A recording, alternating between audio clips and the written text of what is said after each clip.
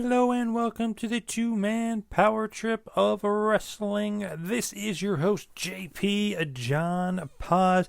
And on today's feature episode, a part of the two-man power trip of wrestling's podcasting empire, we have on none other than a returning star, an actor, producer, director, a writer, a professional wrestler, a former WCW World Heavyweight Champion, as David Arquette returns to the two-man power trip of wrestling.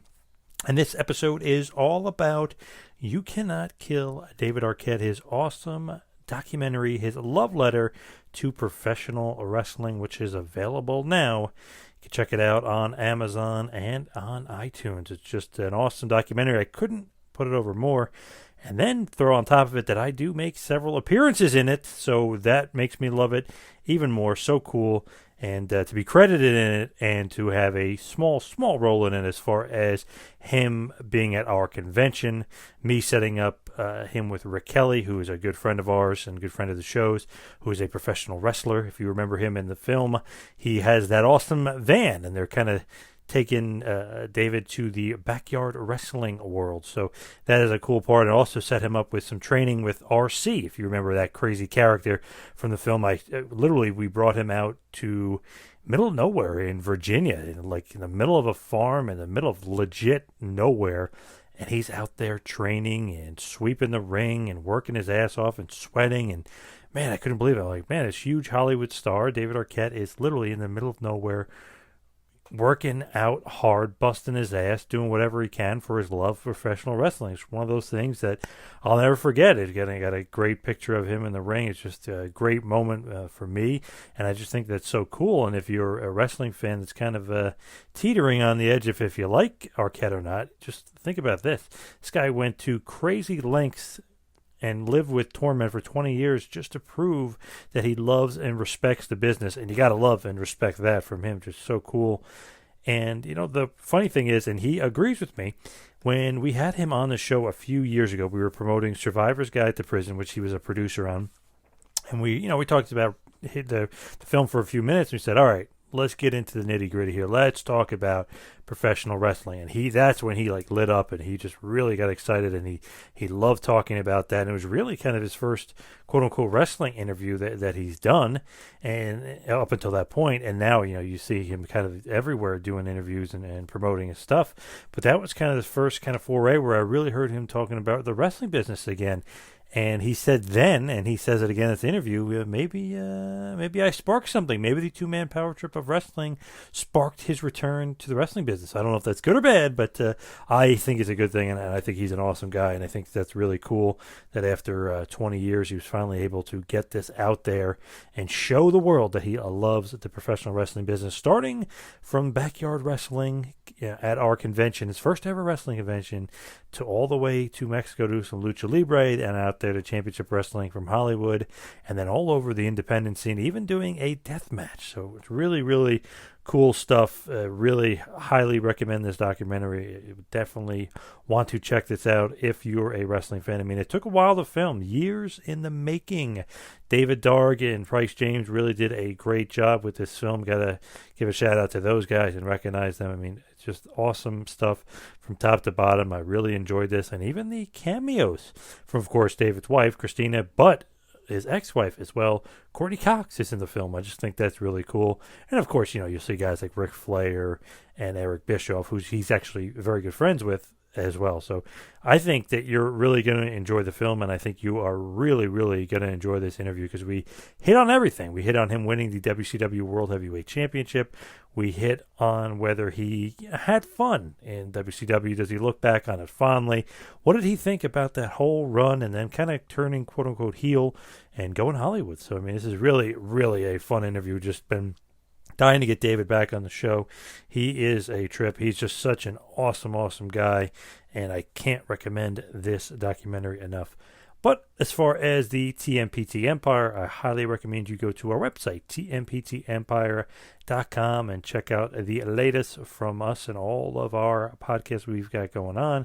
We've got Talking Tough with Rick Bassman. We've got Taskmaster Talks with Kevin Sullivan, Taking You to School with Dr. Tom Pritchard, University of Dutch with Dutch Mantell, Shane Douglas's Triple Threat Podcast, Lavi Margolin's Trump Mania, and so much more. Check it out on tmptempire.com. You can follow me on Instagram and on Twitter at Two Man Power Trip. So without any further ado, I'm going to send it on over to an epic interview with a former WCW World Heavyweight Champion. Yes, you cannot kill Mr. David Arquette. Joining us on the line right now is an actor, a producer, a director, a writer, and a professional wrestler. He is, of course, the former WCW World Heavyweight Champion, and he's returning to the show, Mr. David Arquette. David, welcome back to the Two-Man Power Trip of Wrestling. Hey, thanks a lot, John. How you doing? I am doing very, very good. I've seen the documentary, You Cannot Kill David Arquette. It is awesome. How's the whirlwind, tour going, if you will, of putting out this awesome documentary? It's been wild. It's been a crazy experience all along, the whole journey of the film and then putting it out. It's been a lot. It's been fun, though.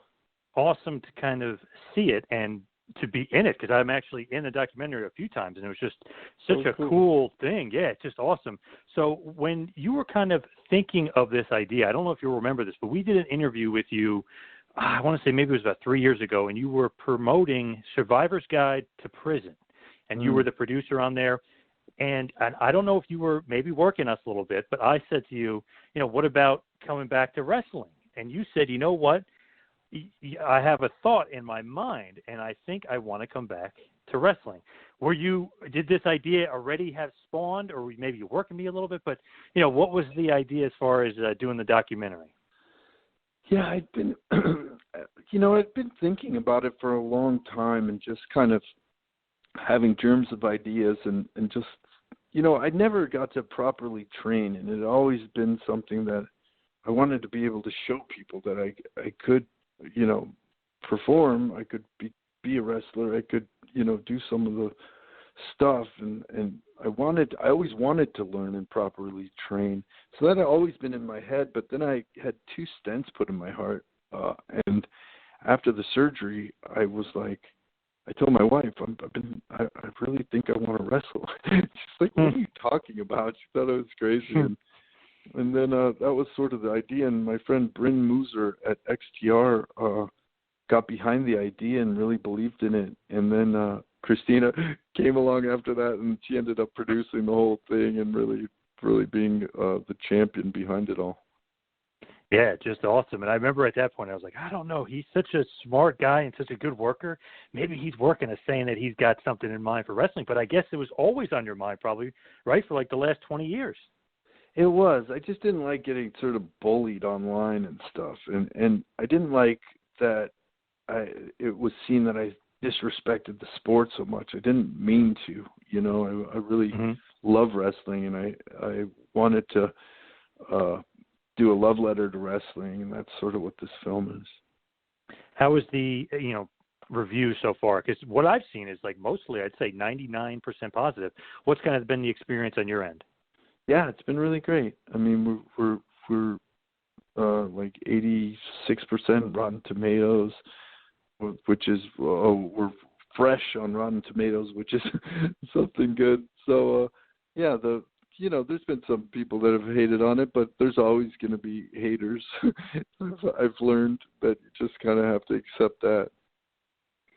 Yeah, you just gotta ignore that, but that's pretty damn good. 86% coming in pretty good. I loved it. I thought it was just so well done, and obviously David Darg, who I know a little bit. I mean, he did such a great job with it. I mean, what was kind of the experience like with those guys? Because this is not like one and done. It took you guys a month. I mean, this is a few years in production. Yeah, David Darg and James Price were the directors. They did a really superb job. We wanted to start sort of at backyard wrestling, just kind of work our way up and go to Mexico and train with luchas, and then have go through the independent scene. So yeah, it was a long time. I mean, a lot of the the time I did in the Indies, they didn't really get on film. We used a couple clips from the different promotions I worked at, but yeah, it was it was a couple years in the making, and you know, some really crazy tough times, but I got a real education in wrestling and have so much respect for them now. I mean, I can hardly watch wrestling. I mean, I watch wrestling all the time, but it's really hard to watch because I know how painful it is on the body. Oh, yeah, definitely. And just a little sidebar here, when you set up that backyard wrestling and you did that whole thing, I actually did play a part in that, because when you were down in Richmond, you did our convention, two-man power trip con 2. In the movie, it's a little bit different. I don't think it's actually credited to us, but, you know, they changed it up a little bit. Oh, my gosh, I'm sorry. We got some of the credits wrong. There were so many, like, things, and after 2 years, but I'm sorry if a couple of people have talked about the credits not being right. Yeah, it's. I mean, I'm in there, and Two-Man Power Trip is in there as far as credits, but it's the convention itself. You know, it doesn't matter. I mean, we don't care. But like, I guess it kind of went with the theme. It was kind of unnamed convention that you were at, but that was just such a cool part, because I see myself in there, see a couple of my friends in there, and then a good buddy, Rick Kelly, is a good buddy. I actually set you up with him and set up David Darg. He said, "Hey, do you know any local wrestlers in Richmond?" And I really feel like Rick Kelly kind of stole the show a little bit, driving you around that awesome old school van. Oh, he was amazing. He's the heart and soul of wrestling, like really, you know, a real worker and gets it. And he taught me a lot. He gave me a lot of inspiration. He was a really sweet guy. That was just kind of so cool to see. Like, you didn't want to just, hey, I'm going to wrestle in like this big company. I mean, you really wanted to start from the bottom and start doing backyard. I mean, that shows your respect for the business, but I love that. And I don't know if you remember this. We set you up, and I got you to train with the RC in literally the backwoods of Virginia, and you were sweeping the ring. You were sweeping, like, I was like, what is he doing? He's a big Hollywood star. What the hell is he doing? And you literally were treating it as if you were just some, not scrub or whatever, but just low-ranking rookie wrestler. Yeah, I mean, that's what you do. You have to kind of do that stuff to know where, how the ring's set up and help sort of, carry people's bags and do things like that. You have to kind of do that coming up in wrestling, so your body's prepared for all the impacts it's going to take, so you don't get dizzy and you don't get lost in the ring, and you kind of know you have more of a respect. There's a lot of respect involved in wrestling, and now I know it better than I did when I first went into WCW, so I have so much more of appreciation for it. What was your thought process as you're training in the backwoods of Virginia, literally in the middle of nowhere? Were you like thinking like, man, I'm really dedicated, this is crazy, this is a mistake? Or what's kind of, your thought process and what's going through your head as you're going through this really rigorous training? It's just, I had Peter Avalon was an incredible trainer, so I was lucky enough to meet him, and he's at AEW as the librarian now. He's a tremendous wrestler. So he was really great in showing me the ropes and, just getting a ring in my backyard. I was able to train quite a bit. But I also did jiu-jitsu and boxing, and I did DDPY, which helped me lose a bunch of the weight at the beginning and be flexible and not sort of injure myself in the ring. You have taken this so seriously.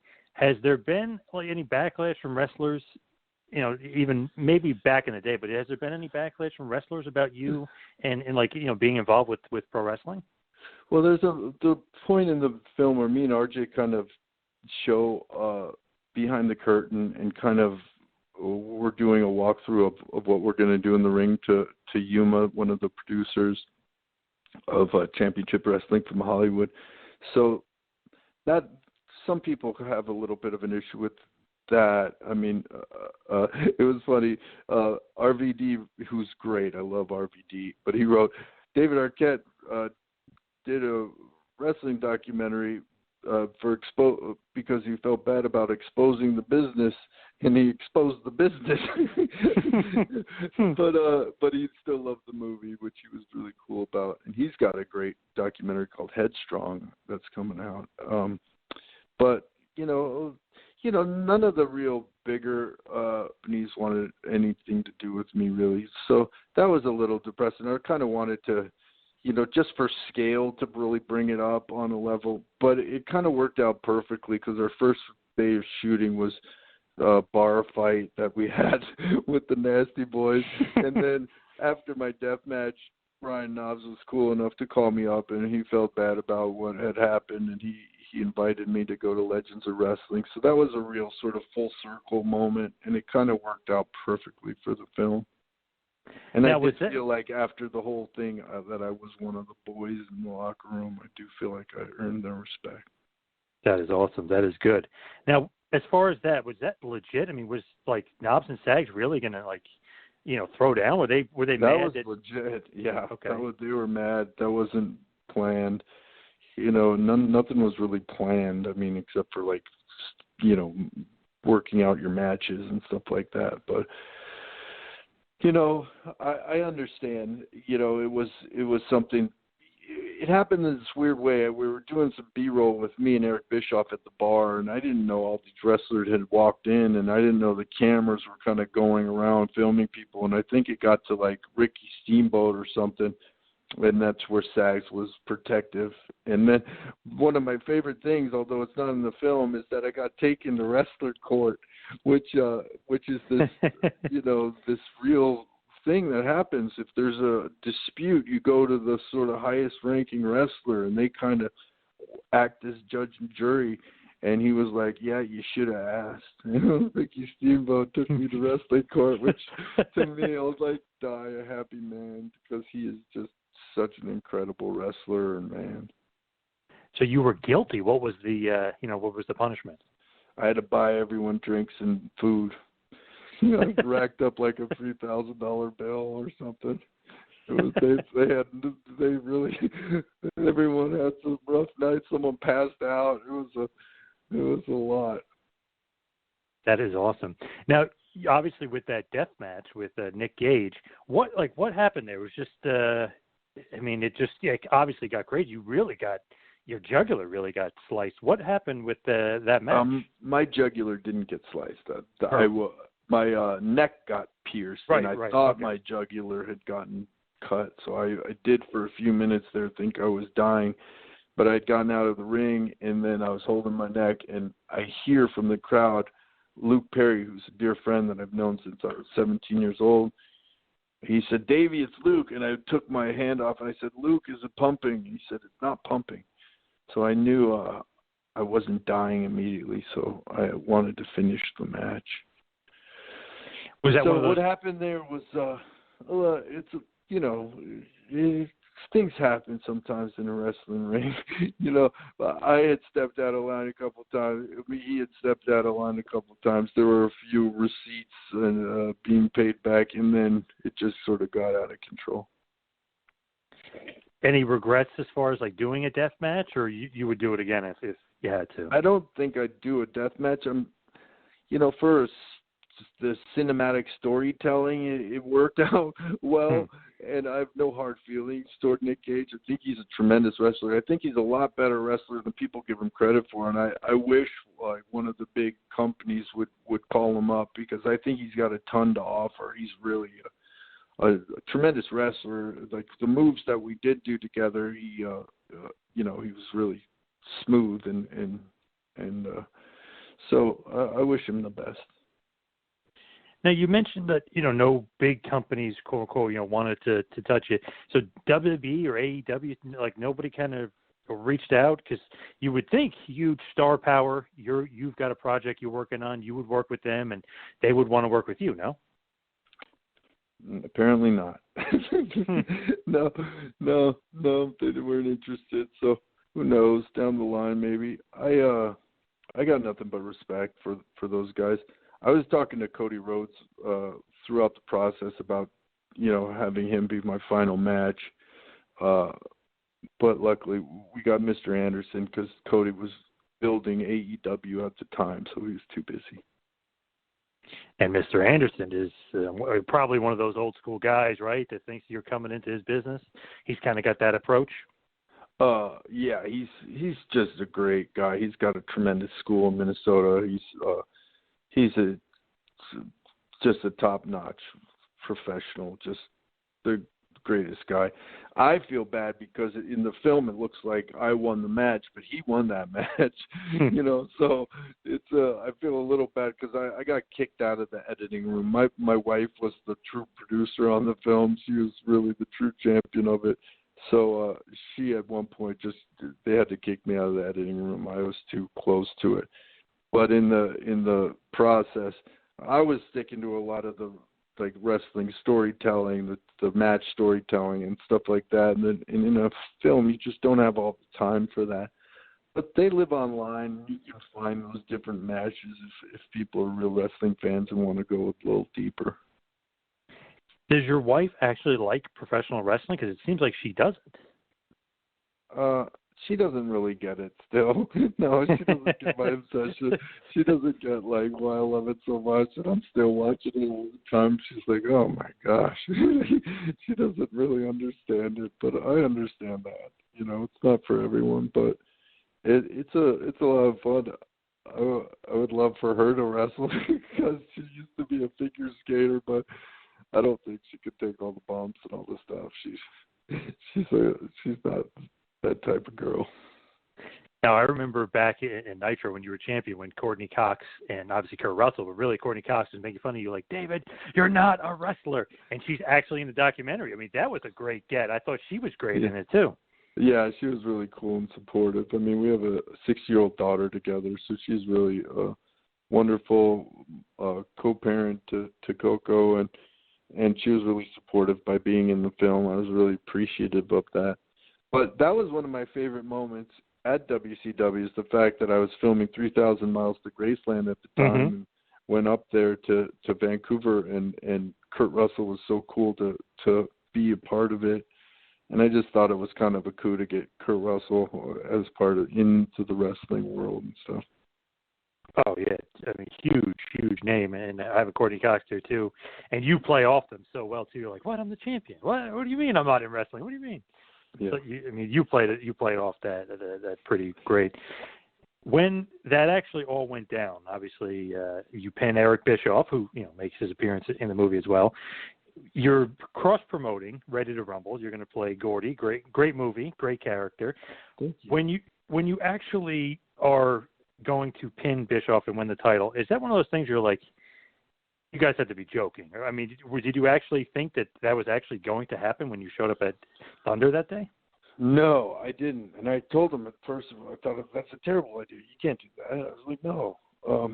But they explained it to me. I mean, DDP pretty much said, well, if you don't do it, that's it. No more promotion for WCW, for Ready to Rumble. No more wrestling with WCW. That's it. And they said, if you do it, you'll be able to go 2 weeks into the pay-per-view. And I was like, are you kidding? I get to travel with you guys and wrestle some more and really get in the ring and do some stuff. But I never really got to do anything. They had some insurance policy on me that I couldn't get hurt. They would always just kind of beat me up, and then someone would come in and beat them up, and then they'd roll me on top of the person that was doing the finishing move. So people ended up just kind of hating the whole storyline. We thought it would be taken more comedic and fun, but I understand it now because winning a belt's like winning the Oscar, to them. And not only that, it's a culmination of years and years of training and abuse they've put on their body that they've done for the fans.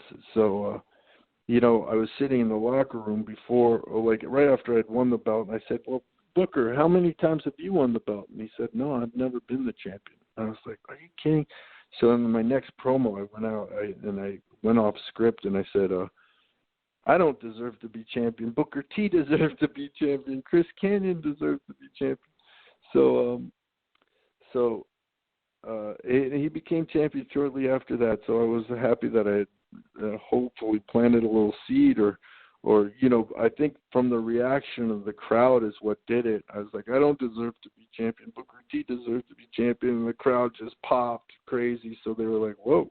We didn't think that. You know what I mean? So, so it was just, I was thrilled when he had become champion. Did you ever want to be WCW champion? Yeah, my thing was like, I thought people would take it more as like a fan becoming the champion, like how it's almost like every fan's dream to look up, like, oh, that'd be so cool to have the belt and be the champion. I thought that's more of how it would have been taken, but the fact that I was like an actor and a comedic actor at that, and smaller in stature, Brian and Seth Rollins, you know, who I'm more comparable in size to, but it wasn't taken that way, and I understand. As far as, you know, winning the title, I think a lot of people don't realize too. You mean it's not like you pinned a wrestler per se. I mean, you pinned Bischoff, who was a part of a tag match with, it was you and DDP against Bischoff and Jarrett. Does that make it any less like maybe people need to simmer down on it, or you should still think, I can still see why they're crazy that you were champ? Yeah, I still can see why they think it was crazy.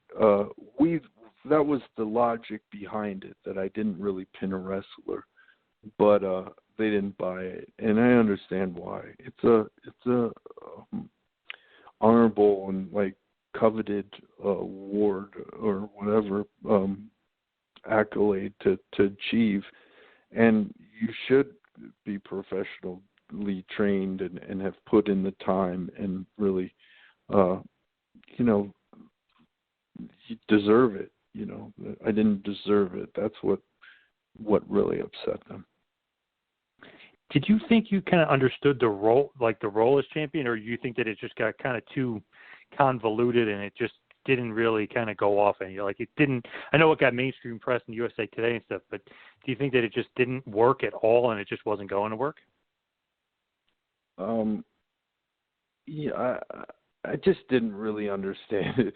I just didn't. I knew that they shouldn't, like, it was a bad idea when they first brought it up, but we just didn't know how bad an idea. We didn't know that it would last 20 years of people being upset about it. So, in that respect, you know, I've run across a lot of wrestling fans who've been like, I thought it was a fun storyline, because some wrestling fans really appreciate surprises. Like, you know, they like when they don't see it coming, and they didn't see that coming. And that's one thing where people do come up to me and said, I thought it was a fun storyline, is that part, that it was a swerve. And I mean, it's not like you held the title for a while. You end up losing it, right, in that triple cage, kind of turned and heel. Let me just say, John, I gave it up. I gave. I didn't lose. I gave it. I properly gave it. I turned heel, like you know, it was all part of the big plan. Yeah. Yeah. That I love it. I mean, that was so good, and it just kind of fits like that Hollywood persona. I mean, oh, that's David Arquette. Oh my God. Yeah. Yeah, and then they really hated me. Like, I had real heel heat at that point. They really were like, oh, like so mad at me for winning it, for being from Hollywood stuff. And, you know, there was always this undertone that I loved the Andy Kaufman time, and I loved what he did, and I loved how much he loved wrestling. So I made sure, like, during the whole time that Jerry Lawler, you know, gave me a pile driver, and that, you know, there was like some winks and nods to Andy Kaufman throughout this whole thing. It's kind of like I wanted to do what he did on a higher, sort of more trained, sort of more, not just wrestling women, for instance. That is awesome. And on an old episode that we did with Bob Zamuda, I interviewed him about Kaufman. Oh, wow.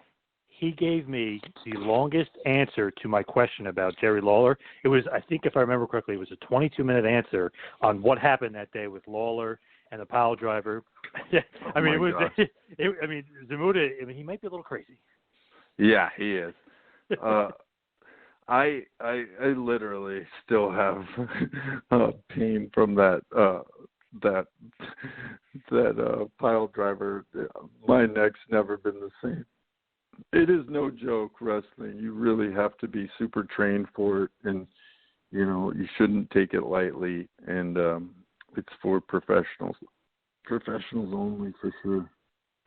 I think that like one of the big takeaways of you being the champion and you wrestling for WCW is you never took any of the money. I mean, you donated it, right, to the families of wrestlers, correct? Yeah, that was supposed to be sort of something people didn't know, but then I was getting, and Paige was getting, Dallas was getting so much heat for it that he mentioned it at one point, so then it became public, and then so I also wanted to have Brian Pillman Jr. In the film, so that's why it's at the end of the movie. More so, not wanting to just let people know that I did that. More so, to have him in the film, so down the line we can sign those same posters. The thing is, though, I mean, if you really look at it, like, people can't be that upset. I mean, you're not even taking. I mean, maybe okay. Oh, he won the belt, blah blah. But I mean, that's pretty remarkable that you're giving away the money to the. I mean, that shows your love of the business and you really respect these guys and what they accomplished and what they did. Oh, I absolutely do. It's a really rough sport, and I have a newfound like respect and love for it that I never could imagine how deep it goes. But it's like I've noticed that everybody involved in wrestling loves wrestling. Like that's why they've become part of this business. So I just never knew why I couldn't be part of it in a sense, or just be accepted, because I too love wrestling and never meant to dishonor it. Do you look back fondly at all on the WCW, like title win and title run? I mean, is that something? If there's any like kind of positives like to look back on, maybe. Absolutely, it was a few dream cold come ones of true. Flair. Yeah, it was a dream come true. I mean, I really did like always dream of it as a kid. So it's something that was like, oh, this is just what I dreamt of. This is kind of like what I've always, like dreamed of as a kid. So, that part was great. And then touring, like, getting drunk with Ric Flair and flying on an airplane, walking through an airport with Hulk Hogan. I mean, and Sting. I mean, it was really a dream come true for me. It's one of those things where it's like, man, like if wrestling is supposed to be fun, that's kind of a fun thing. And people always say, Vince Russo and Arquette, they killed WCW. I mean, how much credence do you put into that at all? I don't, I mean, the whole business was kind of failing. WCW was taking a dive at that point. So I don't think, I think it had a little impact on it. It was just part of the state of where the company was at that point. But I don't think, I was responsible for killing it. So hopefully, like, through this whole process, what I really wanted was that belt to come back for WWE to put it back into rotation. I just don't like the fact that belt isn't, being challenged for anymore. I love the big old belt. It's the best looking world title belt ever, I think. Yeah, me too. Just love the look of it and everything about it is so cool. But I think maybe people might forget, though, you do make an appearance, in the WWE. Back in 2010, you get a little bit of a beating from Randy Orton, however. Yeah, that was fantastic. He's such a tremendous wrestler. And, I got to work a teeny bit with The Miz and Riley and Randy Orton. He put me through a table. I loved it. I had been going through a divorce at the time and had spent the whole night drinking in New Orleans, so I showed up and I wasn't in the best condition, so I kind of regret that. I think that might have something to do with the reason why WWE might not be so fast to invite me on, but I've got my head on right now, and I do love the business, and I love the relationship with the fans that you have, and being able to perform to them directly on a one-on-one basis, even though you're performing to a whole room full of people, and just have a little connection with some of them and run into them multiple times at different events and stuff. It's really it's a special business. It's a special group of people, and podcasts like yours and all these, podcasts that support wrestling. It's really it's wonderful. You meet all the vendors that go around and have all the cool vintage stuff, and it brings you back to your childhood.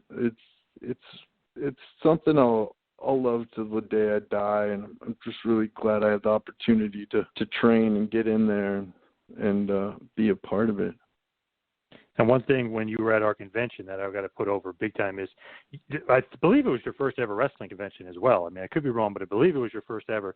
But you went around to all the vendors and all the tables, and you made sure you bought something and took a picture, with everybody. I mean, you were like above and beyond what we thought you would be. We're like, oh, there's Hollywood stars here. No, I mean, you were a man of the people that day. Yeah, it was funny, but, there's a shot of me at an empty table. I may have only done like 2 or 3, 4 signatures that day. I mean, in that wrestling community at that time, they still were definitely there. There were, there's some of the vendors that got upset and on camera talking about it. But I'm what you call a mark. I mean, I know some people say it's a bad term, but I'm the guy at the circus that you put the chalk mark on my back because they know I'll go and I'll play all the games and stuff. And that's sort of who I am. I when I go to horror conventions, I do that a lot of the time too. Some of my favorite parts of the horror conventions I go to is going to the vendors and seeing the different cool T-shirts or little collectibles that they have and bringing some of that home. Yeah, I guess they were the fans that day. They were more into the NWO. Hall, Nash, and Bischoff were there. They were not as into David Arquette. They were great, though. It was great to see those guys again because they had been at WCW when I was there, and they were pretty pissed about the whole thing and kind of, kept their distance. But at that event, they were really gracious and kind to me. I really appreciated Kevin Nash and Scott Hall for that. One other thing I wanted to put over is I messaged you and I said, hey, that T-shirt, it was a blue T-shirt, you as the world champion on it. It's awesome. It says Arquette and it says world champion. And you said, hey, give me your address. I'll send it to you. And I was like, what? Get out of here. Like 2 days later, I had an awesome world champion David Arquette shirt at my door. So I got to put you over that. Like, what a nice guy. I was like, Jesus, this guy, you're too nice. Oh, thanks, man. Yeah, I believe in kindness. I believe in trying to, I don't like mean people. You know what I mean? I like, kind and life's tough enough, for everybody. So, I want to try to spread a little sunshine whenever I can. I feel like, and I got to meet Piper before he passed, and he was just such a genuine, great guy. He really sort of, and Diamond Dallas Page, just you meet, and Mick Foley. I mean, some of these guys are just such world-class human beings that it's great to know them and become friends with them. Yeah, and Piper and Foley, those guys are awesome. DDP is awesome. But I feel like if people really got to know you, they wouldn't be so mad. You know what I mean? If they knew the real you, like such a nice guy, you went out of your way, make sure everybody's happy. Send me something. Who the hell am I? But you're sending me something, to make me happy. So I was just like, wow. I mean, if people knew who the real David Arquette was, maybe they wouldn't be so angry about him winning a fake title. I don't know. It's not a fake title, though. It's real. That title's as real as it gets, and really earning it is as real as it gets. And that's sort of what the whole point of it is, that it's not something that you take lightly. It's not something that you play around with. It's blood, sweat, and tears, people dedicating their life for it. So it's really important. I've gotten to the point where my whole lesson in this whole thing was to not beat myself up anymore. So in that process, you learn that, you allow people to feel how they do. I mean, there's some people out there that are still haters, but that'll always happen. Now, as we head towards the finish, head towards the wind down, will David Arquette enter a wrestling ring again? Are you done with wrestling, or are you going to wrestle once more? Maybe, you have a dream match out there. Or are you done with wrestling? I'd always wanted to wrestle Cody, but I don't know if it'll ever happen. I don't know. Do I have a dream match out there? I got to wrestle Jungle Boy in the movie, Jack Perry, and that was really a dream match for me because of my relationship with his father.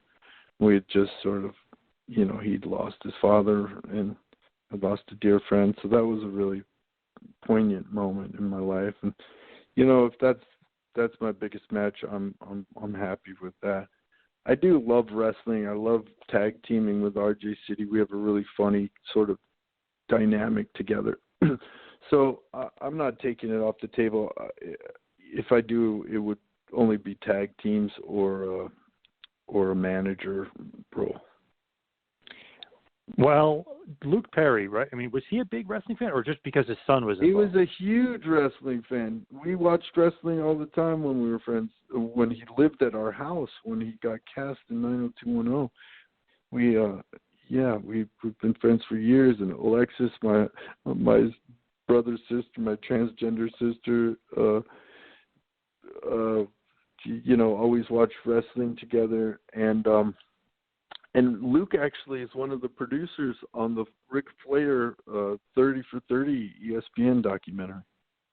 Wow, didn't even realize that. Wow, so he is a big fan, or was a big fan. Didn't even know that. He was a huge fan. And then that's part of the reason Jack fell in love with it. They used to always go to matches together. And then I asked Luke when I reconnected with him during the filming of the documentary, I was like, how is it watching Jack wrestle? And he's like, I'm scared to death. It's my son, and every time he goes in the ring, I'm like, it's the scariest time of my life. And that, said a lot to me. I was like, oh, wow. I really think that he could be a big future star. I mean, he's got the look. He's got the athleticism. Obviously, he's going to get bigger as he gets older. But he's getting bigger. He got bigger from when I wrestled him till when I saw him last at the premiere of the movie. He's definitely putting on some weight and getting bigger. And I just think the kid's going to be a movie star. I think he's got such a great head on his shoulders. He's never smoked, never drank. He's just a solid guy. He's tough as nails. He dealt with the loss of his father with such dignity, and I have the utmost respect for the guy. I definitely see some big things, whether the wrestling ring or, like you said, he could be, could be an actor. I mean, he's got those Hollywood looks that everyone dreams of when they're producing and directing those films. Yeah, completely. And he's funny. He's got a great sense of humor too. So who were some of your favorite matches that you had along the way? I know RJ City at Championship Wrestling for Hollywood. That's a great one. Obviously, that's a big part of the film. But who were some, maybe favorite matches or favorite opponents along the way? Oh, man, I loved wrestling Colt Cabana. He was just such a pro, just such a great guy. I loved wrestling Ethan Page. Was an amazing wrestling match we had together. Some of the other ones I just wasn't as skilled with. I did we wrestled Holla Beefcake, a really great Canadian group of wrestlers, tag team. Those are the ones that kind of stick out for me. Now, as you kind of were going through this journey in the film, a few years in the making, you feel like you became a good pro wrestler by the end of it? No, I became all right. I got a couple moves, but I'm not a really great wrestler. I found out that you could be certain things in wrestling. I mean, you have to be athletic and everything, but you can also be crazy. I could out crazy most of them. That's one thing I got that a lot of them don't. So maybe my gimmick could be, so some George the Animal Steel insane character at some point. I'd love to just be the wild card. I love it. Now, when you're looking back and wrestling, everything is behind you, and or even some fans are looking back, what do you think is the legacy of David Arquette? I mean, you donated all the money to charity, but you're a former WWE champion. You went through the bottom. You started in backyard wrestling. My buddy Rick Kelly gave you a ton of advice. You moved up to Lucha Libre. You're wrestling Championship Wrestling from Hollywood. You're doing Tommy Dreamer's House of Hardcore. You wrestled for Legend of Wrestling, Mr. Kennedy, Mr. Anderson. So what's your kind of legacy, or what's the stamp of David Arquette on the wrestling business? My stamp is that I am a champion, and that you are a champion too, and all the wrestling fans out there are champions, and don't let anyone tell you different. And that's my point, and that's what I've learned, and that's what because you're the champion of your world, and you can't let anyone push you around or bull you, or so you got to stand up for yourself. You got to believe in yourself, and you got to you got to know that you're a champion inside. As far as plugs and everything else, where can everybody get You Cannot Kill David Arquette, this awesome documentary, and where they should see it, how they should see it, how they can get it? They can buy it on iTunes, Hulu, anywhere you do VOD, Amazon Prime. Down the line, it'll probably be on Hulu or some thing that you can watch it for free. Right now they're selling it for trying to make some of the money back that it cost to make the movie. So hopefully people will be able to see it more widespread, but right now it's only in Canada and in North America, but in a couple months it'll be in other parts of the world. I know I watched it on Amazon Prime, so I was loving it on Amazon Video. Just good stuff. Love the documentary. Can't put it over enough. I just think it's awesome. Just please give us all your social media plugs as well, where everybody can find you. I'm just at David Arquette on Instagram and Twitter. That's pretty much the two that I'm active on. All right, awesome stuff. Don't know if it's true or not, but I will say, and I say to people, that I sparked you coming back to wrestling when we interviewed you for the Survivor's Guide to Prison. Yeah, thank you for that. So I'm taking credit. I sparked your return. I don't know if that's a good thing or a bad thing, but I am taking credit and saying it's a good thing.